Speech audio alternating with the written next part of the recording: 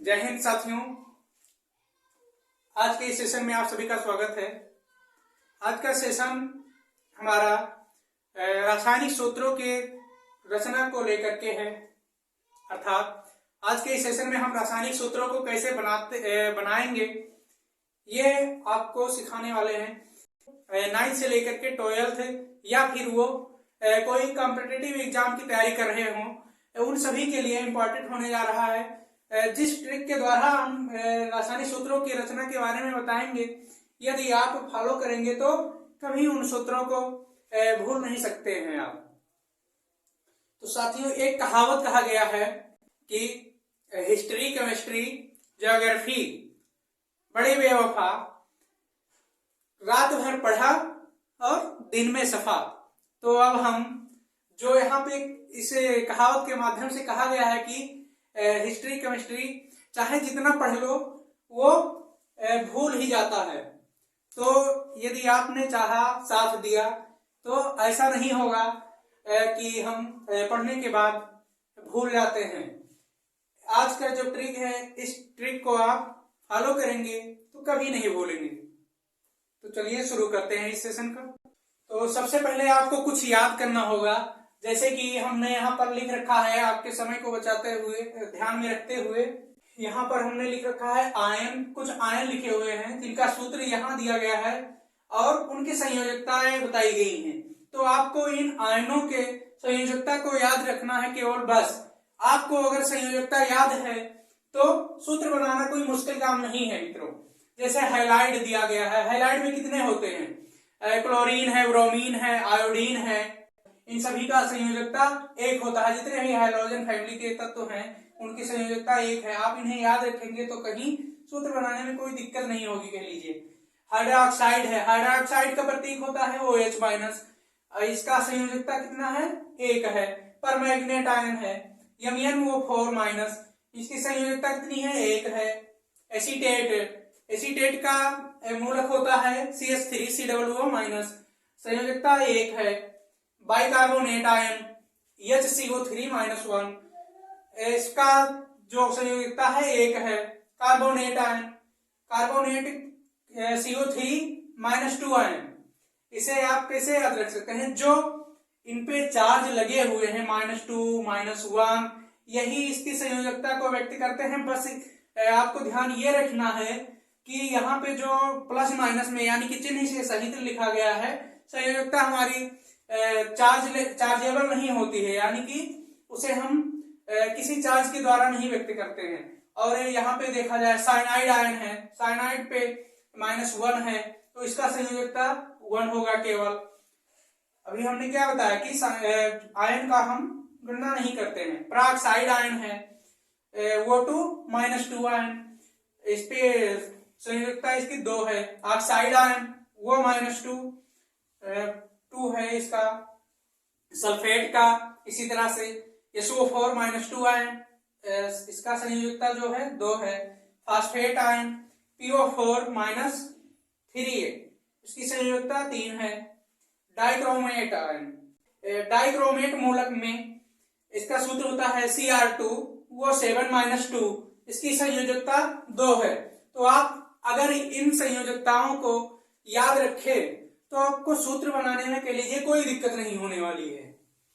यहाँ पे चलिए अब हम सूत्र बनाना सीखते हैं। यहाँ पे आपको ध्यान में क्या रखना है, जैसे कहा गया है हाइड्रोजन क्लोराइड, तो हाइड्रोजन के नीचे आप हाइड्रोजन लिख लीजिए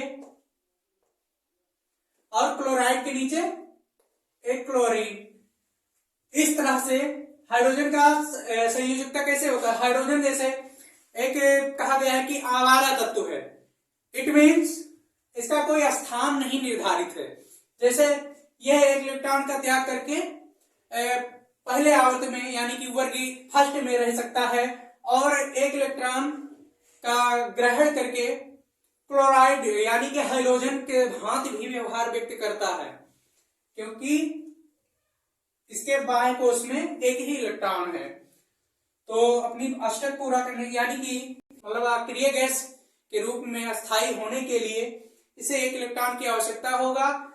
या तो एक इलेक्ट्रॉन ले ले फिर अस्थायी हो जाए, या एक इलेक्ट्रॉन दे दे तो ये दोनों प्रकार का व्यवहार व्यक्त करता है, इसीलिए इसे आवारा तत्व कहा गया है। तो हाइड्रोजन का आशीकरण संख्या 1 होता है और क्लोरीन का 1 होता है। तो इसे हम अनुपात बना लेंगे कि किस अनुपात में हमारे जो तत्व हैं लिए गए हैं। फिर इन अनुपातों का जो तत्व लिए गए हैं उन तत्वों के साथ क्रॉस मल्टीप्लाई कर देंगे। कैंची गुणा जिसे कहा गया है, आप इससे वाकिफ हो गए, भली भांति वाकिफ होंगे। फिर आपको इसे लिख लेना है कि हाइड्रोजन के कितने एटम हैं, तो 1 है हाइड्रोजन और क्लोरीन भी 1 है। तो इसका जो सूत्र होता है इस तरह से हो जाएगा HCl, सही रूप में लिख लेंगे। यहां कहा गया है सोडियम हाइड्रोक्साइड, सोडियम का होता है Na और हाइड्रोक्साइड क्या कहा गया है, हाइड्रोक्साइड आप याद करे होंगे तो OH माइनस आयन कहा गया है। तो यहाँ पे OH लिख लीजिए और सोडियम का संयोजकता कितना है, 1 है।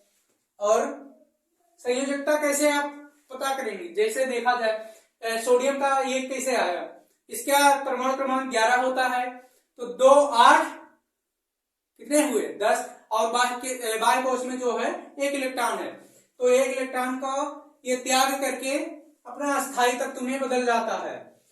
तो वही एक इसकी संयोजकता है और हाइड्रोक्साइड का 1 है। फिर इसका आप क्रॉस मल्टीप्लाई कर दीजिए, फिर क्या बनेगा, 1 सोडियम और 1 OH।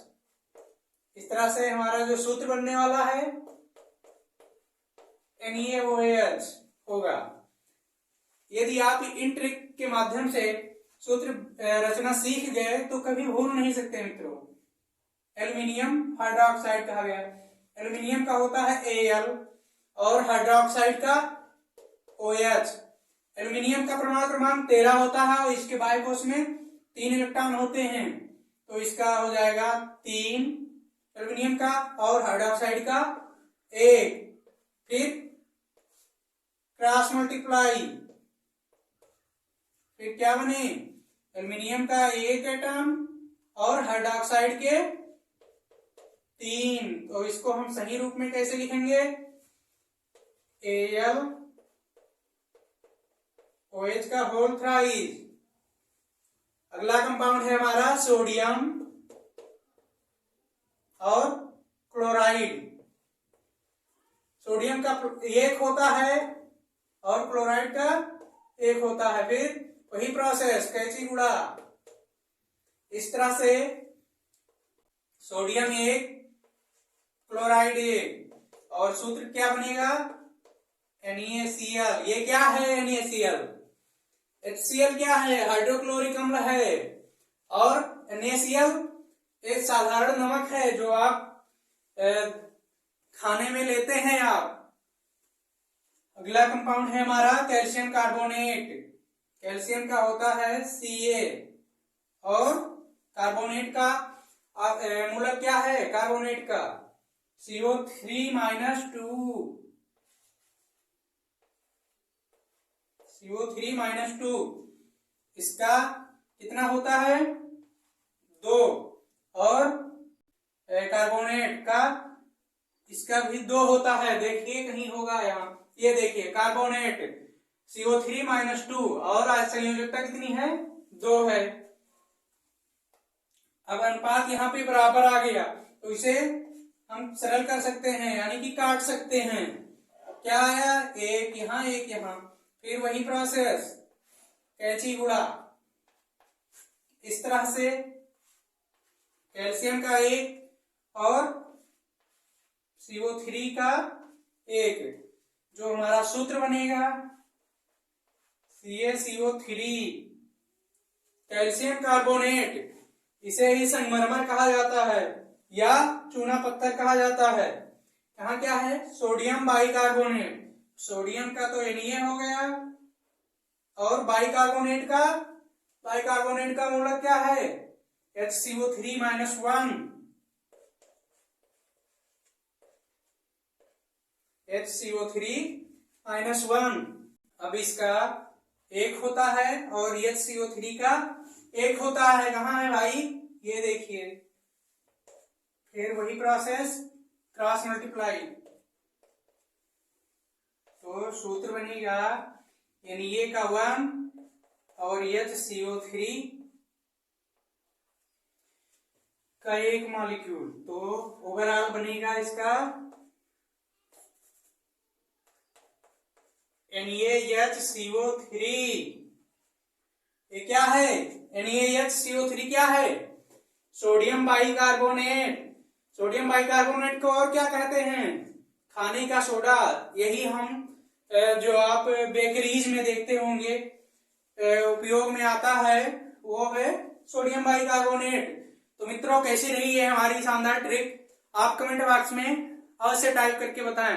ये जो आपके द्वारा लाइक कमेंट किया जाता है वही हम लोगों को मोटिवेट करता है मित्रों, कि आपके लिए अगला सेशन और जबरदस्त तरीके से लाया जाए, बेस्ट ऑफ बेस्ट ट्रिक का प्रयोग किया जाए।